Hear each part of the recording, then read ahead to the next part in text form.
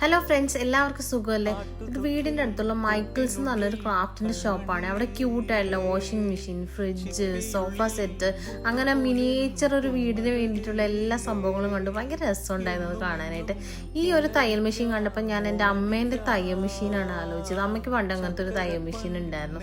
പിന്നെ കുറേ ബട്ടൺസ് ഉണ്ടായിരുന്നു, കാണാൻ നല്ല രസമില്ലേ, പല വെറൈറ്റി ബട്ടൺസ്. പിന്നെ ഹോം ഡെക്കർ ചെയ്യാനായിട്ട് ഇഷ്ടം പോലെ പീസുകൾ ഉണ്ടായിരുന്നു.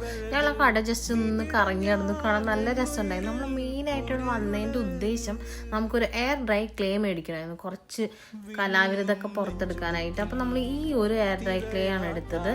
പിന്നെ കുറേ ഫാബ്രിക്സ് ഒക്കെ ഉണ്ടായിരുന്നു, പക്ഷെ അതൊന്നും എടുത്തില്ല, തയ്ക്കാൻ അറിയാൻ പാടില്ല, അതുകൊണ്ട് നമ്മളിതൊന്നും എടുത്തില്ല.